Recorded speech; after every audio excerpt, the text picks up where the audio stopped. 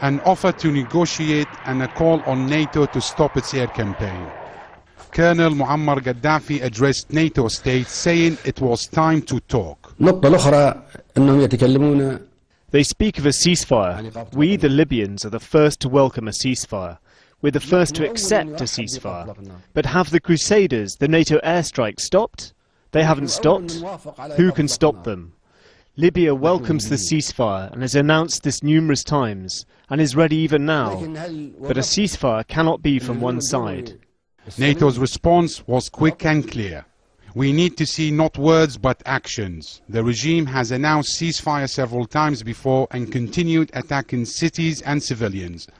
NATO will continue operations until all attacks and threats against civilians have ceased. That action has now begun. Actions have consequences. A Fox urgent now coming out of Libya. The government there saying a NATO airstrike has killed one of Muammar al-Qaddafi's sons. Libyan leader Muammar al-Qaddafi reportedly has survived a NATO missile strike that killed his youngest son and 3 grandchildren, and possibly wounded friends and relatives who were gathered at a residential compound there in the capital city, Tripoli. This is brand new video that's coming in, and we will be joined momentarily by our correspondent, our journalist there on the ground, David Lee Miller, and as he becomes available, we'll bring that to you. But right now, what we're learning is that Qaddafi and his wife were in the Tripoli house of his 29-year-old son, Saif al-Gaddafi. They survived, he did not. Reportedly, 1 missile fired by a NATO warplane. This is according to a Libyan spokesperson. All right, and now we have David Lee, who is live there in Libya. David, take it away. Here we go. We heard 2 loud blasts this evening, Harris, at about 8 o'clock local time. The authorities here said something significant had happened. They did not disclose what that was. Then a few hours later, they took journalists to the home. They did not say whose home it was. They did say that it was a relative of Muammar Gaddafi. Inside, the home had been badly damaged. The ceiling had collapsed. There was debris everywhere. In one room, there was blood on the wall. You could see in the living room that there was food on the table. There was water on the table. A television set was still running. It seemed abundantly clear that there were probably people in the home at the time of the strike when we did our walkthrough through the home, and that people were perhaps having an evening meal. And then at a news conference just a short time ago, the Ministry of Information here, the Minister of Information announced that Gaddafi's 6th youngest son, Saif al-Arab, was in fact killed. He was described as a student, a civilian. They say he had no military role whatsoever. They say that his father, Muammar Gaddafi, and his wife were in the home when the attack took place. Also killed 3 of Muammar Gaddafi's grandchildren, who were also, again, in that home. As for Muammar Gaddafi, the spokesman for the government here, quoting him now, said that he is in good health. That said, his whereabouts at this hour are not known, and Tripoli, as is much of the country now, Harris, is only learning for the very first time that a son of the man they refer to as the leader has died.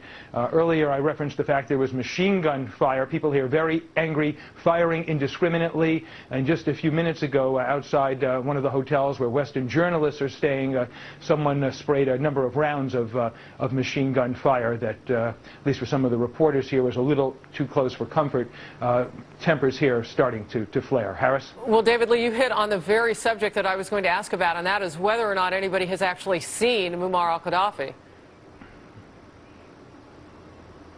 No, they have not. I saw him once in the month or so that I have been here. That was when he was meeting with the South African president. He keeps a low profile. They do not disclose his whereabouts. They do not say where he spends the night. We went to a rally a few weeks ago expecting to see the leader. Instead, we saw his daughter speaking to a crowd of a few thousand. And when he does make a public appearance here, there is no announcement ahead of time to alert the media. It's a last-minute thing. And then he essentially vaporizes. He disappears until his next public appearance.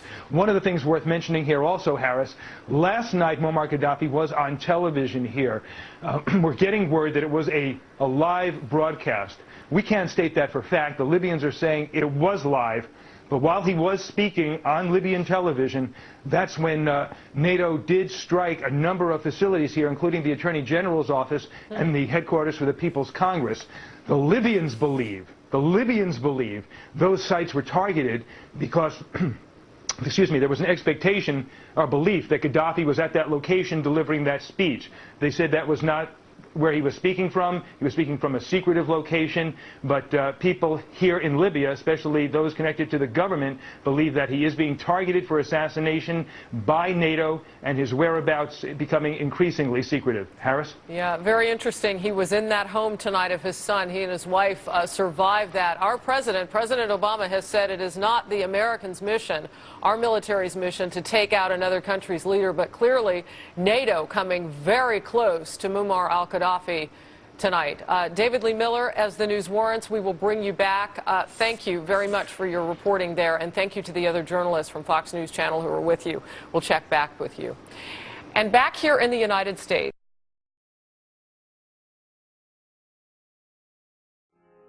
it's not about justice, it's not about agenda, it's not about mobilizing people, it's about dialing for corporate dollars. These two parties have sold the U.S. government and the American people to the highest bidders.